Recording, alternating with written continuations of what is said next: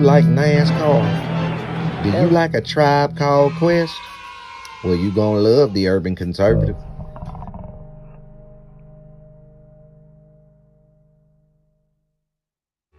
Do you like manwich and nachos? Well, then you'd love the Urban Conservative. Do you like guns? Do you like butter? Well, you're gonna love the Urban Conservative. Yo, what's good, son? You like pit bulls, say? You like solving Sudoku puzzles? Then you gonna love the Urban Conservative.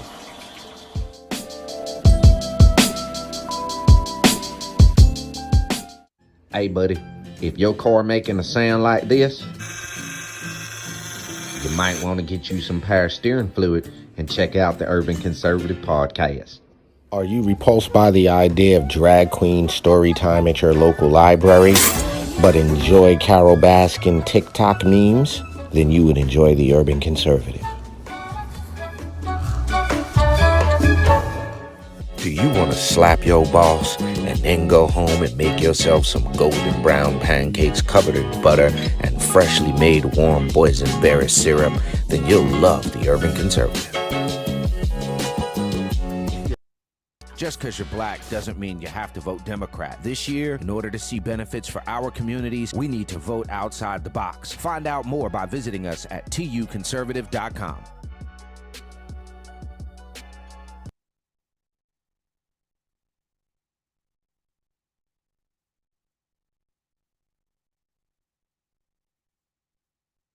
This season of the Urban Conservative Podcast is brought to you by Newton for Senate, working to improve education, reduce taxes, and keep North Carolina #1 for business. Find out more at newtonforsenate.com. This episode of the Urban Conservative has also been sponsored by Case Technology Consulting. Help your business get value out of its data and become more efficient and streamlined. Case Technology Consulting. Check out the link in the description. Hold me now, I'm trying to keep from staying low. No key is over, you can't reach what you don't know. I'm moving different, running circles round them folk. They say your failures teach you everything and more. Look.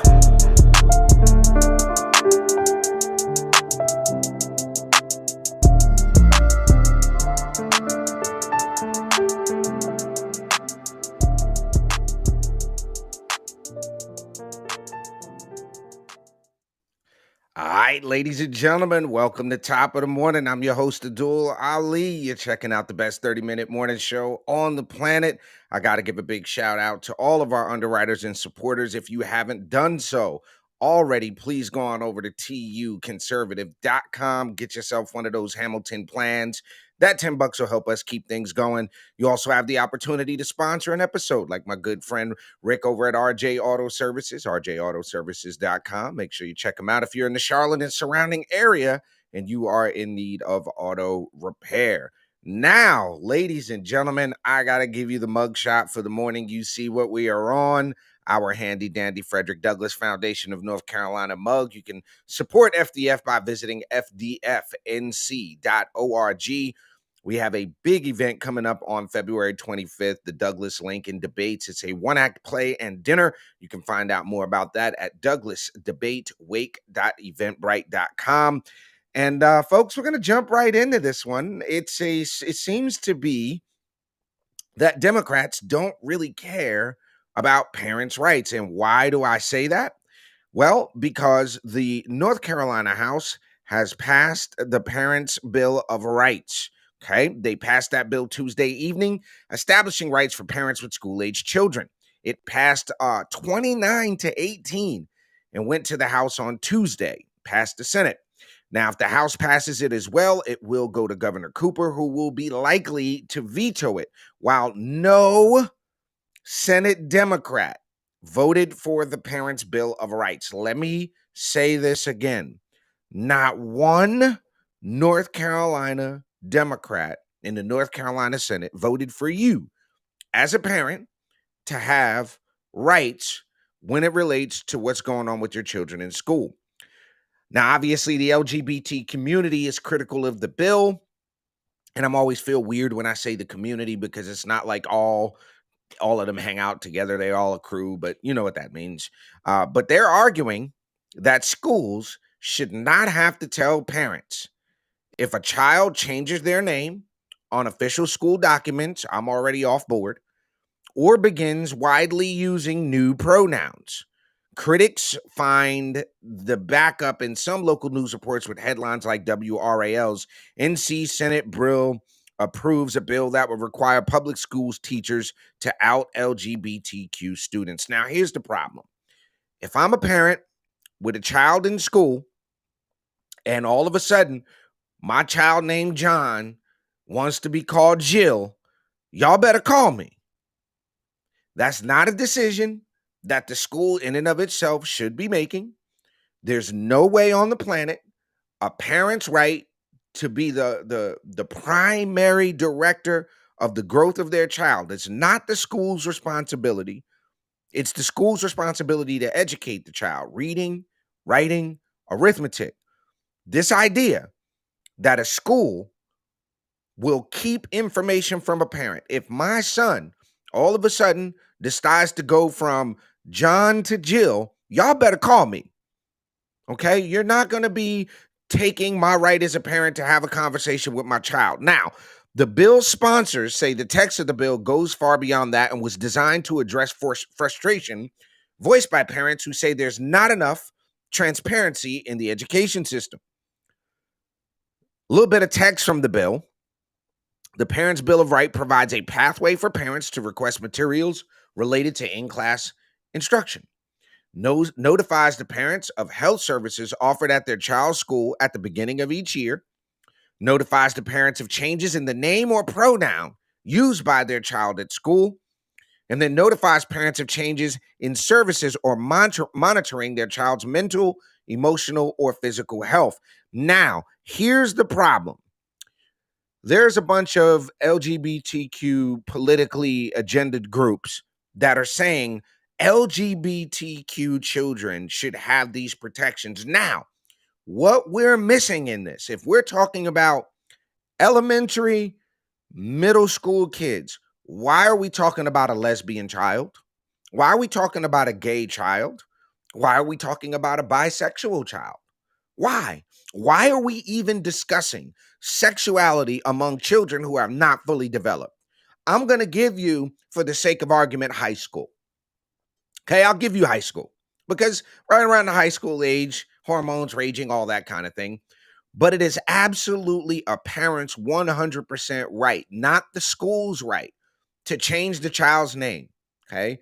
There are proponents of this saying that it's going to put LGBT kids at risk.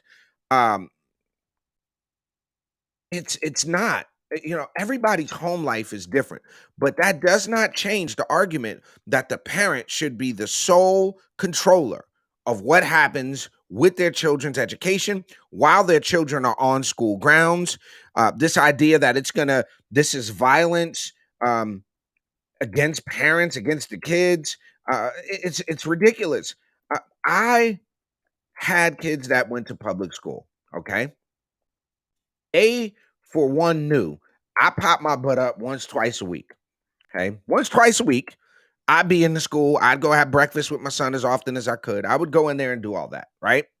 But the idea that the school would take action, changing my child's name on paperwork, calling my son a girl when he's not a girl, when he's a boy, or calling my daughter a boy when it's clearly a girl, or calling her a furry for that matter. Okay, no. I salute the people in the General Assembly pushing for parents to have ultimate control over their children's education and what happens. So we're going to follow this through. We'll see what happens on the House side with this Parents' Bill of Rights. Again, 0 Democrats on the Senate side voted for it. We're going to take a quick commercial break right here on Top of the Morning. Don't go nowhere. We'll be right back in less than a minute. Just because you're black doesn't mean you have to vote Democrat. This year, in order to see benefits for our communities, we need to vote outside the box. Find out more by visiting us at tuconservative.com.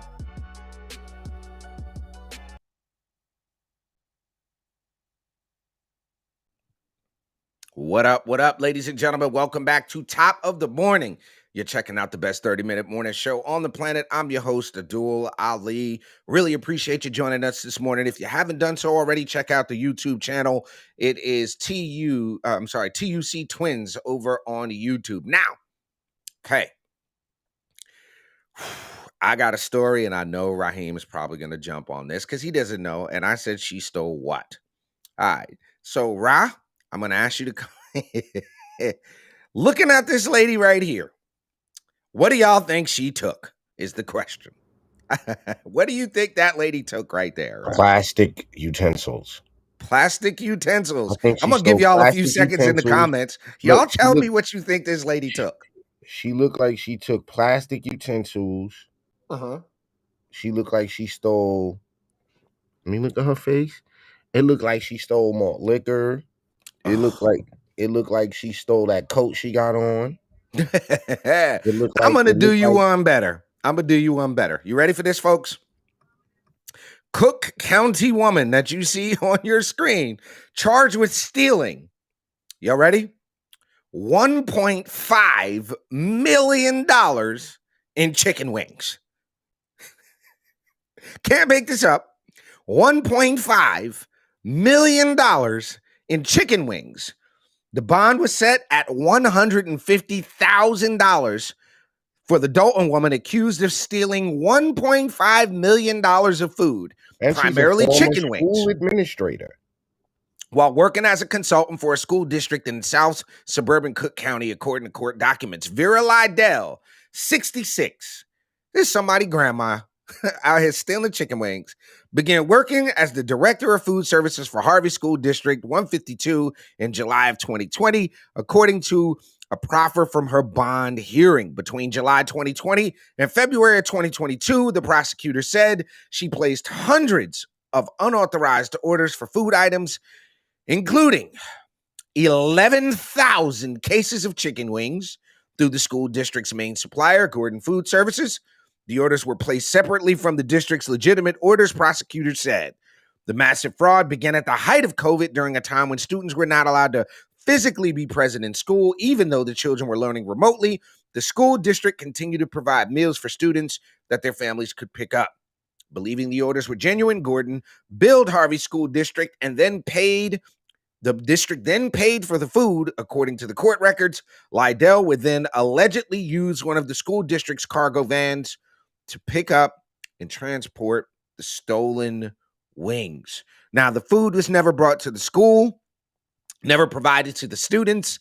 A routine mid-year audit conducted by the district's business manager in January showed the food service department had it exceeded its annual budget by over $300,000. Despite being only halfway through the school year, Lydell was the only person responsible for placing food orders on behalf of the district. She's currently being held at the Cook County Jail. She got to go to court in February of this year. She'll be in court again. But come on, y'all. $1.5 million worth of chicken wings, lady. Seriously, people? That's a lot of chicken wings. And y'all wonder where all the chicken wings went for a minute. We had no chicken wings. I'm not a big chicken wing guy, but come on. $1.5 million of chicken wing. Now, if the kids didn't get the food, who got the food? Apparently, the lady was selling the food. I don't see BLM all up in arms. I don't see anybody mad about the fact that she was taking food out of, literally taking food out of the children's mouth that our tax dollars, well, those people out there in Chicago's tax dollars, and mine, if this is a federal food program, our tax dollars went to go pay for Miss Lydell, whatever it was she got. She apparently did not go get a hairdo. That was not on the to-do list with all that stolen money. But bro, $1.5 million in chicken wings missing because of Miss Lydell. Now, at the same time, while we talk about this, we're not going to sit here and act like this isn't probably happening in places across the country where there's food budgets are being padded. You know, people are taking advantage of the system the way that it's set up.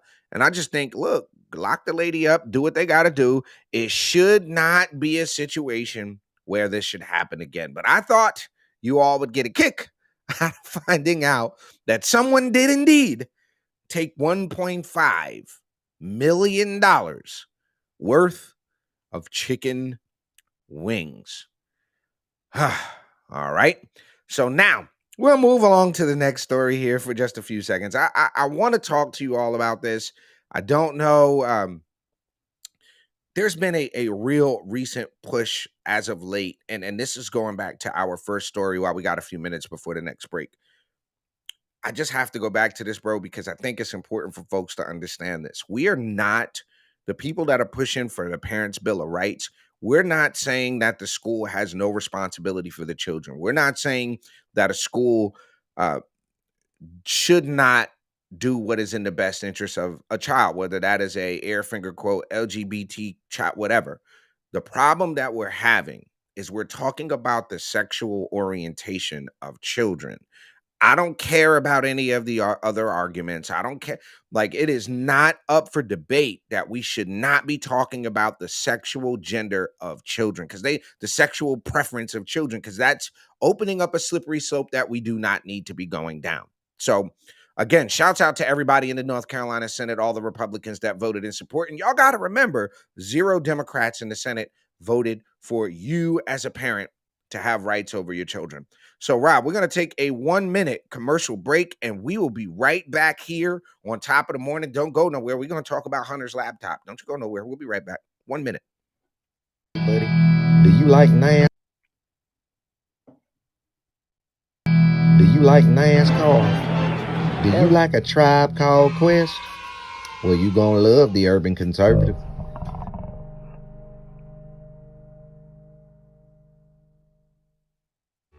Do you like manwich and nachos?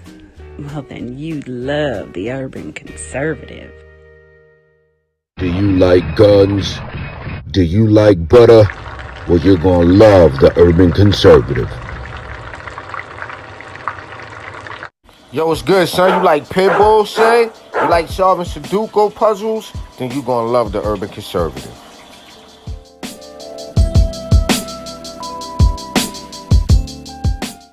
Hey, buddy, if your car making a sound like this, you might want to get you some power steering fluid and check out the Urban Conservative podcast. Are you repulsed by the Just because you're black doesn't mean you have to vote Democrat. This year, in order to see benefits for our communities, we need to vote outside the box. Find out more by visiting us at tuconservative.com. All right, folks, welcome back to Top of the Morning. You're checking out the best 30-minute morning show on the planet. Just a real quick update before we get out of here. Oh, your man Hunter is in trouble again, folks. Hunter has now issued a legal document here.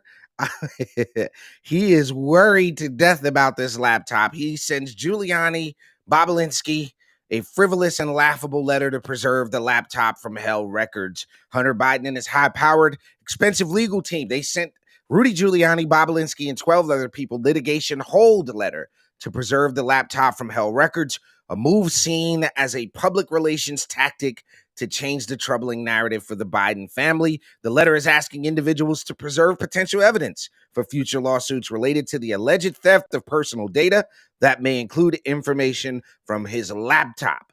So y'all need to be on the lookout. Y'all going to hear more shenanigans. You're going to get more shenanigans, right, from the Biden family about all the stuff that Hunter Biden was doing. Now, among those asked to preserve records are Roger Stone, John Paul Isaac, the computer repairman, lawyer Bob Costello, ex-Trump aide Garrett Ziegel, Biden family partner Bobulinski, and Giuliani, the former mayor of New York City.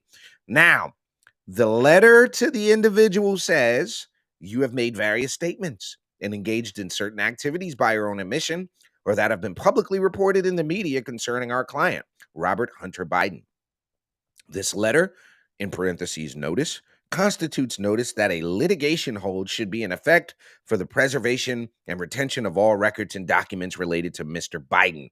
Now, his legal team told NBC News that the president's son is trying to protect his family, and I'm putting family in quotations there because it's more like crime family, from the extensive and sustained attacks related to its business dealings in foreign countries such as Ukraine, Russia, and China.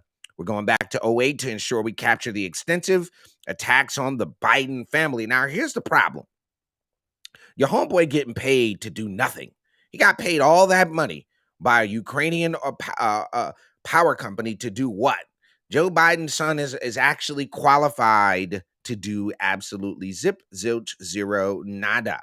So we'll keep our eyes on it. We'll keep floating, keep looking, and we'll keep floating around the internets to see what happens with this Joe Biden story. But ladies and gentlemen, you've been checking out Top of the Morning here on the Urban Conservative. If you haven't done so already, jump on over to tuconservative.com, hook yourself up with a membership so we can keep the platform going. And we will see you guys tomorrow morning live for Top of the Morning here on TUC. And don't forget to join us Monday night as we interview Dr. Nicholas Giordano from the PAS Report. Y'all have a great and wonderful day. We'll see y'all tomorrow morning.